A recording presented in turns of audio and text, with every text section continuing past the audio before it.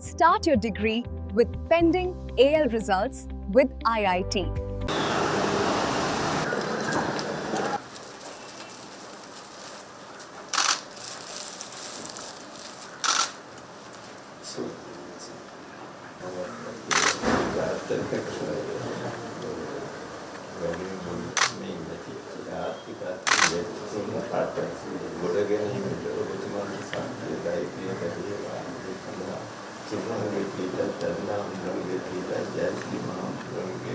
Once you go Robiolac, there's just no turning back. Robiolac.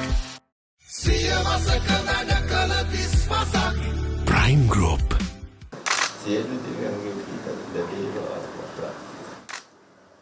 කෝටි 50000ක් win කරා මේ ආපදාවෙන් ගන්න. අපි මේ අවුරුද්ද ඉතුරු කරගත්තු සල්ලි තිබුණා.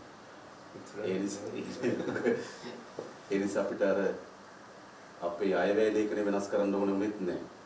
අපි ඉදිරිපත් කරපු අයවැය ලේඛනයේ මේ විදිහටම යන ගම ආපදා තත්ත්වයට වෙනම අපිට මුදල් වෙන් කිරීමේ හැකියාව තිබුණා.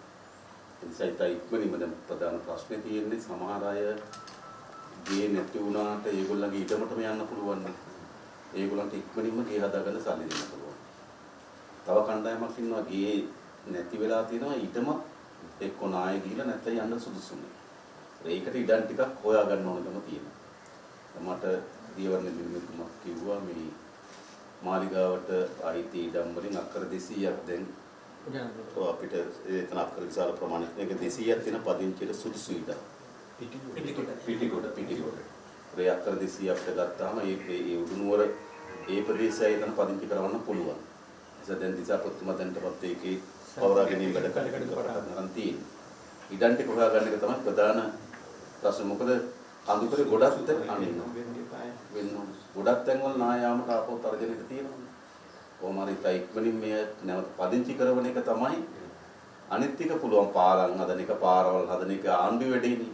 හැබැයි ජනතාවට තියෙන ප්‍රමුඛ අවශ්‍යතාවය තමයි මොකද දීර්ඝ කාලයක් අවතෙන් කඳුරු වල කූඩාරම් වල ඉන්න බැහැනේ.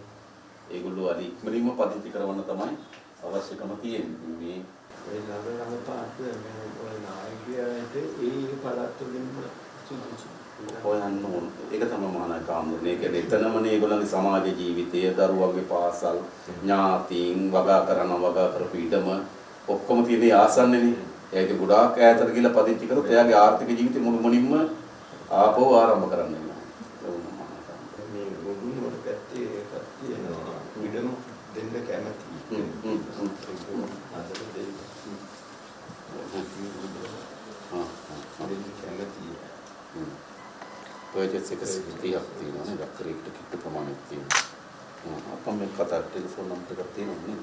අපේ ප්‍රසන්න නියෝජකතුමාට මම කියන කතා කරන්න.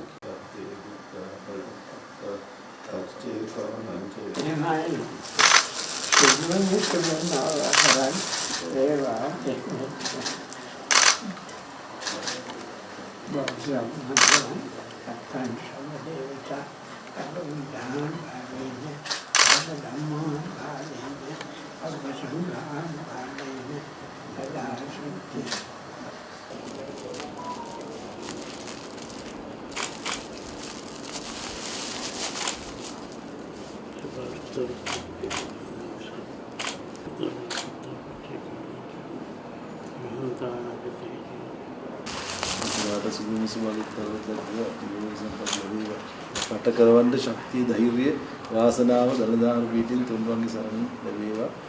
ආපදාව තමයි සැකේ ප්‍රමාණය තියෙන්නේ. දැන් සාමාන්‍ය තත්ත්වයට ඇවිල්ලා තියෙන දැන් ප්‍රධාන ප්‍රශ්නේ තියෙන අර නිවාසවල පදිංචි කරගෙන.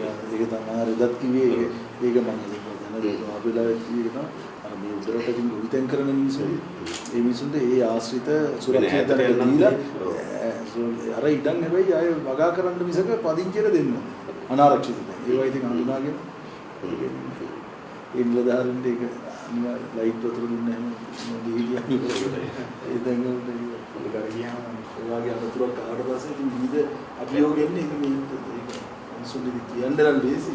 විශේෂයෙන් මේ මධ්‍යම පළාත ඉඩම් ගැටලුව තියෙනවා.